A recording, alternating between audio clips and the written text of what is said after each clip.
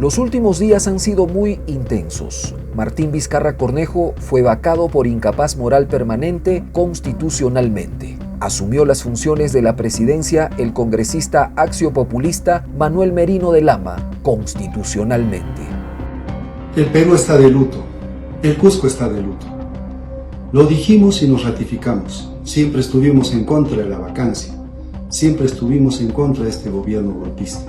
Hoy, el Perú nos necesita y el Parlamento tiene que dar la solución a este problema que ha generado, nombrando a un parlamentario neutral que estuvo en contra de la vacancia, que no tiene procesos judiciales, de preferencia una mujer que dirija los destinos del país en este gobierno de transición.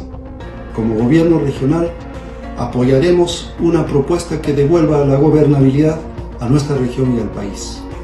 Reitero, el Perú nos necesita. Las mortales protestas obligaron a abdicar del cargo a Manuel Merino de Lama y Francisco Rafael Sagasti Hochhäusler. Ahora es el nuevo presidente constitucional de la República. 3 presidentes en una semana. El deseo del gobernador cusqueño se cumplió en parte. El nuevo mandatario no es una mujer, pero sí un congresista sensible que votó a favor de Martín Vizcarra, es decir, en contra de la vacancia, tal como lo sugirió. Yo, Francisco Sagasti Hochhäusler, juro por la patria y por todos los peruanos que ejerceré fielmente el cargo de presidente de la República para completar el período constitucional 2016-2021. Que defenderé la soberanía nacional y la integridad física y moral de la República, que cumpliré y haré cumplir la Constitución política y las leyes del Perú, y que reconoceré, respetando la libertad de cultos, la importancia de la Iglesia Católica en la formación cultural y moral de los peruanos.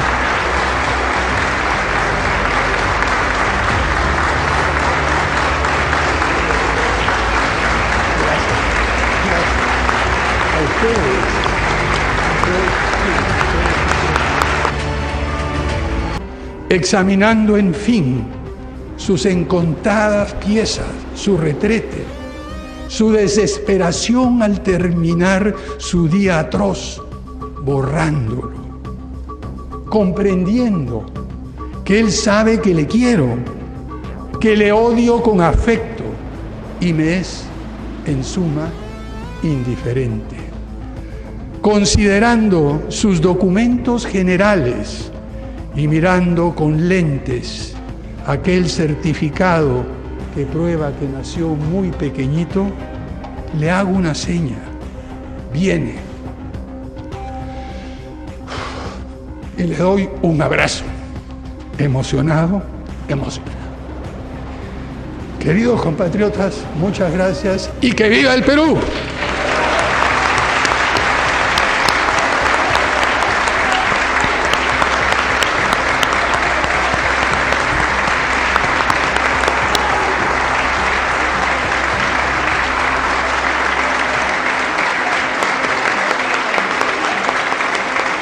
El Perú no es un poema exactamente, diríamos que es un gran problema desde siempre y más desde que se desencadenó la crisis política. El Perú no tiene rumbo y está literalmente paralizado. El gobernador regional Jean Paul Benavente inmediatamente exigió una reunión con el flamante presidente Sagasti Hojausler, pues había que echar la máquina a andar. El alcalde del Cusco, Víctor Boluarte, en la misma dirección, hacía los requerimientos para continuar lo más pronto con los diversos proyectos, aquellos que se han paralizado y los que ni siquiera han comenzado. En realidad lo que nosotros esperamos del nuevo gabinete ministerial es que colaboren, cooperen con las agendas que tenemos pendiente, básicamente en ciudades tan importantes como el Cusco.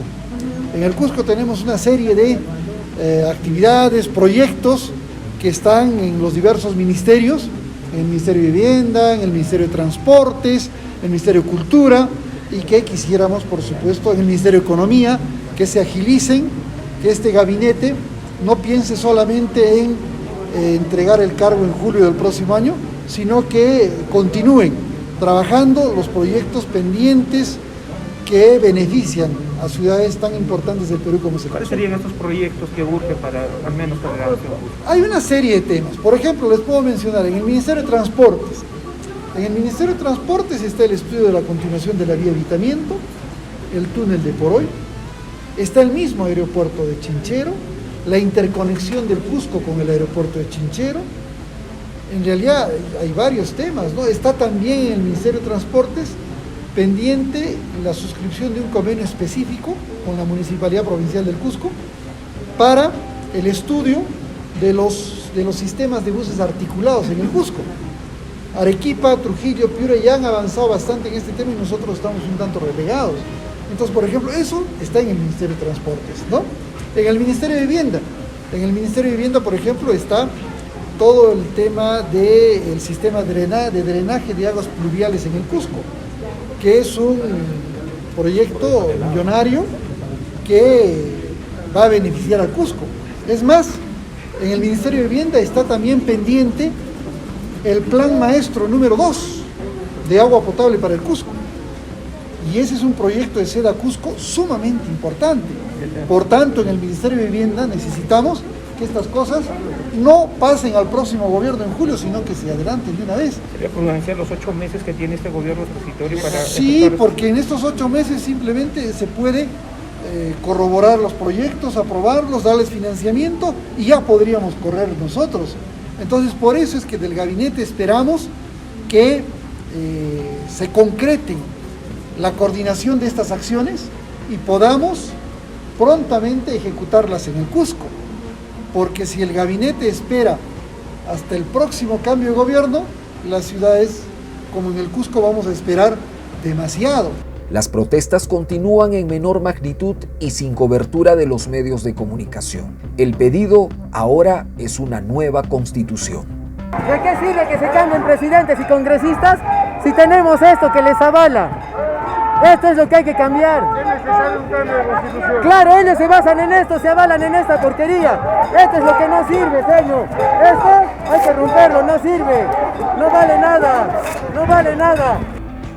La exigencia de los gobernadores regionales fue escuchada por el presidente de la República y el pasado viernes se reunieron en Lima para identificar los proyectos primordiales que un país devastado como el nuestro necesita para darle respiración mecánica a la economía y a la crisis política. Sí, mire, 3 pedidos fundamentales. Tema de reactivación económica, que vaya con la continuidad de los proyectos de inversión, que se descentralicen los recursos. Punto número 3 ha sido asegurar el presupuesto COVID para luchar contra esta pandemia. Sabemos de que hay no vicepresupuestal para cubrir sobre todo el pago de haberes de todo el personal de salud, tanto para el mes de noviembre y el mes de diciembre, y que se continúe para el siguiente año, toda vez de que mientras no se garantice la vacunación, estamos expuestos a esta pandemia. Entonces, aparte de brindar el respaldo a este nuevo gobierno presidido por el señor Francisco Sagasti, también hemos venido a articular esfuerzos y que a todos los proyectos que se han venido dando en estos últimos años y se han venido trabajando, se respete y sobre todo se siga impulsando, además de la firma de convenios de los diferentes ministerios que los hemos venido trabajando en estos últimos meses. ¿Cómo ha recibido el presidente estas propuestas? Sí, con bastante apertura. Ha dicho que en 8 meses tenemos que sentar las bases para el proceso de descentralización, que tenemos que mirar la parte interior del país con mayor responsabilidad y se ha comprometido sobre todo en la responsabilidad de poder continuar con las inversiones y asegurar el presupuesto para los siguientes meses en los proyectos que se han venido trabajando en estos últimos años. Para hacer posible el cumplimiento de los retos, el nuevo gabinete ministerial tiene algunos rostros conocidos. Pilar Macetti regresa a la cartera de Salud a pesar de los nefastos resultados de la pandemia, y Alejandro Neira vuelve al Ministerio de Cultura. Señora Pilar Elena Macetti Soler, juráis por Dios y estos santos evangelios desempeñar leal y fielmente el cargo de ministra de Estado en el despacho de Salud que os confío. Sí, juro. Si así lo hiciereis, que Dios os premie, y si no, Él y la patria os lo demanden. Permanece en el cargo entonces